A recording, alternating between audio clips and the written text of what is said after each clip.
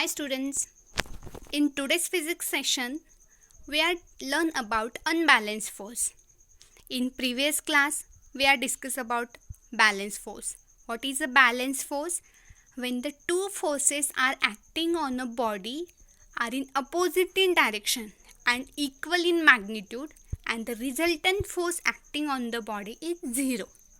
Such A forces is called balanced force. हम ये study कर चुके हैं. अगर कोई बॉडी पर हमने इक्वल फोर्स लगाया और अपोजिट इन डायरेक्शन तो उस पर नेट फोर्स यानी कि रिजल्टेंट फोर्स कितना होता है? ज़ीरो. तो ऐसे फोर्स को हम क्या कहते हैं? Balance force. बैलेंस फोर्स यानी कि नेट फोर्स ज़ीरो होता है. तो आज की क्लास में हम क्या डिस्कस करने वाले हैं? अनबैलेंस फोर्स क्या होता है. तो let's start. Unbalanced force. Force occur in pair and they can be either balanced or unbalanced.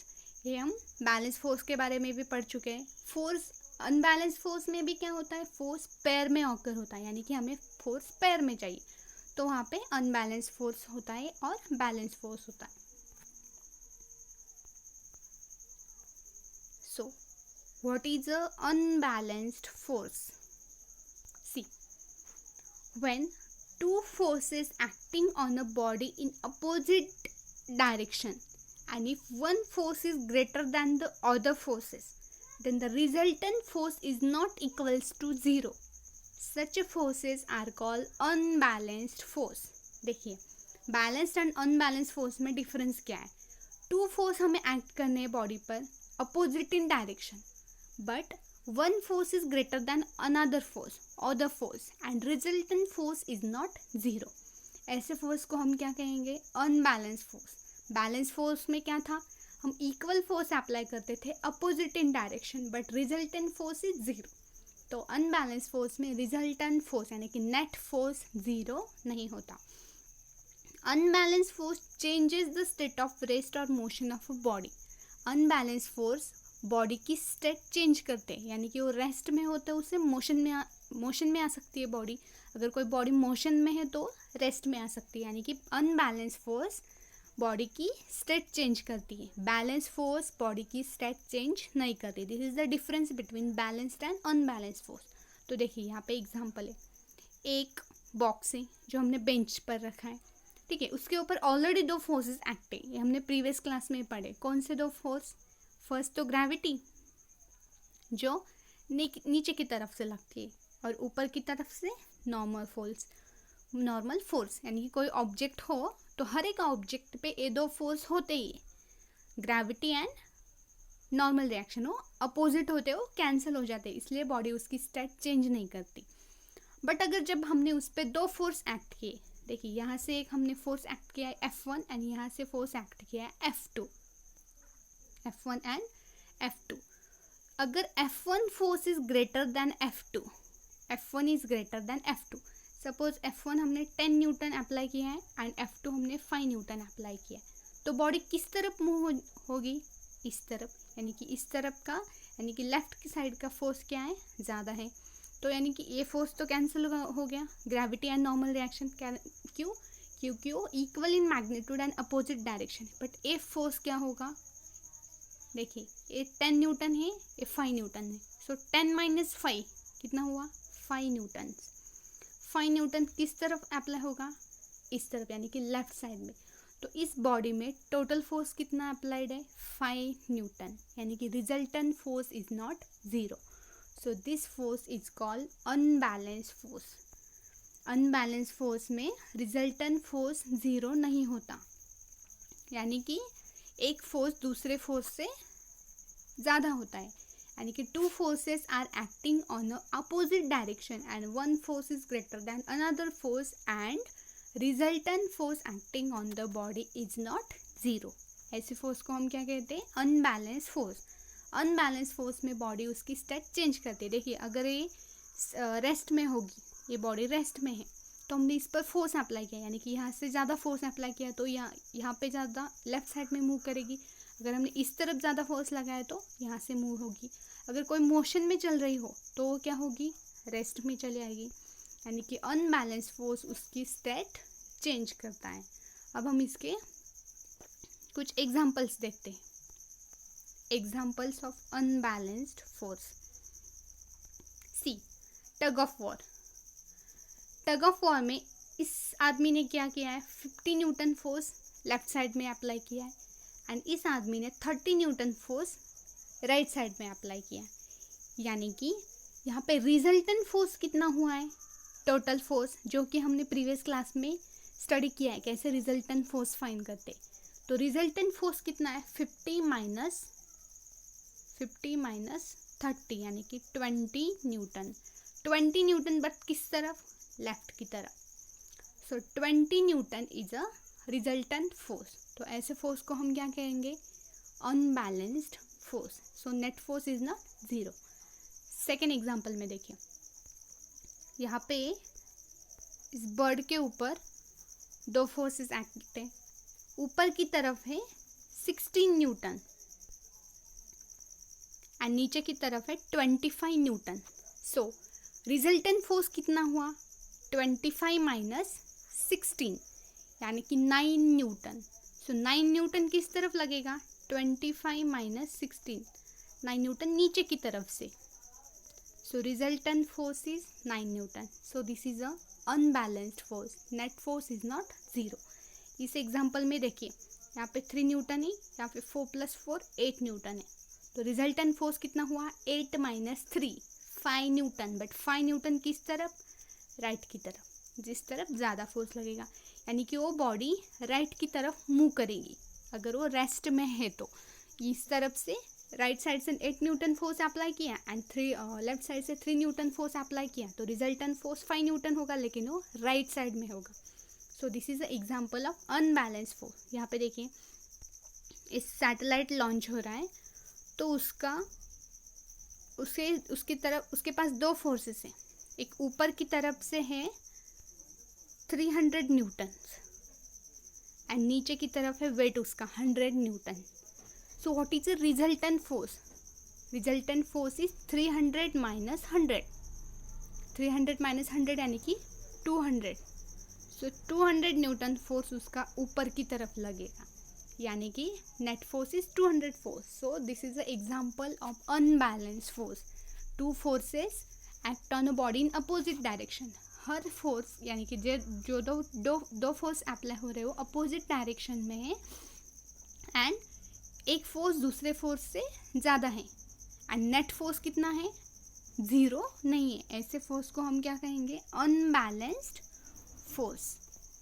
This is a example of unbalanced force. हम और कुछ एग्जाम्पल के साथ इसे स्टडी करते हैं. सी, अब देखिए यहाँ पे दो एग्जाम्पल्स. सपोज मान लीजिए कि ये हमारा बुक है, साइंस का बुक है, फिजिक्स का बुक है, एक बेंच पर रखा है. इस बेंच पर रखा है तो कब तक मूव नहीं करेगा, जब तक उस पर हम कोई फोर्स अप्लाई नहीं करते. उस पर ऑलरेडी दो फोर्सेस एक्ट है. कौन से दो फोर्सेस, एक तो ग्रेविटी और ऊपर की तरफ से नॉर्मल. तो मान लीजिए यहाँ पे ग्रेविटी है 10 न्यूटन एंड नॉर्मल फोर्स है 10 न्यूटन. ठीक है, नीचे की तरफ 10 न्यूटन, ऊपर की तरफ 10 न्यूटन. अगर सपोज हमने यहाँ पे इसे लेफ्ट साइड में 80 न्यूटन फोर्स लगाया है, अप्लाई किया है एंड राइट साइड में 20 न्यूटन फोर्स अप्लाई किया है, तो बॉडी किस तरफ मूव करेगी और उसका रिजल्टेंट फोर्स कितना होगा. सी, अब ये दोनों तो कैंसिल हुए, 10 माइनस 10. सो टोटल फोर्स कितना होगा इस पर, रिजल्टेंट फोर्स हम कहेंगे R equals to 10 minus 10. Why are you taking minus sign? Because direction are in opposite. Direction opposite है. Plus 80 minus 20. 80 minus 20. So what is the resultant force? This cancel 80 minus 20, 60 Newton. So 60 Newtons is the resultant force. And which direction? Left.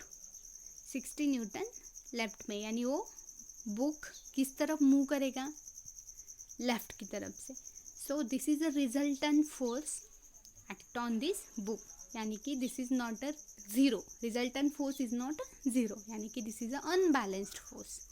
Okay, I hope students you are getting the unbalanced force. हम दूसरा एक example समझते हैं, तो आप ही बताइए मुझे इस एग्जाम्पल में कितना रिजल्टेंट फोर्स है। देखिए नीचे की तरफ से 10 न्यूटन ग्रेविटी, ऊपर की तरफ से 10 न्यूटन ग्रेविटी, इस तरफ लग रहा है 20 न्यूटन्स लेफ्ट की तरफ, और राइट की तरफ सेम डायरेक्शन है 30 + 30 60 newton. So resultant force are equals to 10 - 10, negative direction because of opposite direction, plus 20 and 60, so 60 - 20, so this cancel, 60 - 20 equals to 40, so 40 Newton force किस तरफ लगेगा, राइट साइड की तरफ, यानी कि ये बुक किस तरफ मूव करेगा, राइट की तरफ, ये बुक किस तरफ मूव कर रहा था, लेफ्ट की तरफ, यानी कि जिस डायरेक्शन में आपने ज़्यादा फोर्स अप्लाई किया है वो बॉडी उस डायरेक्शन में मूव करेगी। So unbalance force means two forces are opposite in direction and that not equal in magnitude, and resultant force is not zero, यानी कि resultant force net force zero नहीं होता। This is a unbalanced force. Okay, अभी आप solve कीजिए। What is the resultant force? देखिए the satellite, what is the resultant force on satellite? Satellite के ऊपर कितना रिजल्टेंट फोर्स लग रहा है, नीचे की तरफ कितना लग रहा है 20 न्यूटन्स। देखिए resultant force are equals to यहाँ पे दिया है 20 न्यूटन्स, एंड ऊपर की तरफ कितना लग रहा है 5 + 5, सेम डायरेक्शन है इसलिए 5 + 5। अगर ये डायरेक्शन इस तरफ होती एक डायरेक्शन तो हम 25 लेते, बट ये अपोजिट डायरेक्शन है, 20 - 10 10 न्यूटन। सो 10 न्यूटन किस तरफ लगेगा, नीचे की तरफ। So satellite will accelerated downwards, यानी सैटेलाइट नीचे की तरफ से एक्सेलरेट करेगा। This is a unbalanced force, resultant force zero नहीं होता। नेक्स्ट स्लाइड में हम देखते हैं what is the difference between balanced and unbalanced force. See, balanced force act on a object in opposite direction and equal in magnitude, and they do not cause the change in speed of moving object. Balance force equal in magnitude, यानी कि F1 equals to F2, and resultant force कितना होता है 0, and body उसकी state change नहीं करती। But unbalance force में क्या होता है, force already acted on opposite direction but this forces are not equal, F1 is not equals to F2 and resultant force is not 0। Resultant force भी क्या होता है 0 नहीं होता, एंड बॉडी उसकी स्टेट चेंज करती है। This is the unbalance force. There is a no net motion of the object on which force is being applied, means this is net force is 0, यहाँ पे नेट फोर्स 0 नहीं होता। For example the object is at a rest, कोई भी object rest में हो तो उस पर कौन सा फोर्स लगता है, कौन सा फोर्स अप्लाइड होता है, balance force. For example in tug of war unbalance force is applied by team. Tug of war में जो आदमी होते, लड़के होते, वो एक दूसरे को खींचते, तो वहाँ पे कौन सा फोर्स अप्लाइड होता है, unbalance force. So this is the difference between balance and unbalance force. देखिए स्टूडेंट्स, अनबैलेंस फोर्स में रिजल्टेंट फोर्स 0 होता है एंड अनबैलेंस फोर्स में रिजल्टेंट फोर्स 0 नहीं होता है। बैलेंस फोर्स में equal, two forces are equal in magnitude and opposite in direction, and unbalanced force में two forces are not in equal in magnitude but opposite in direction. This is the main difference. I hope students you are getting the point unbalanced force. Thank you.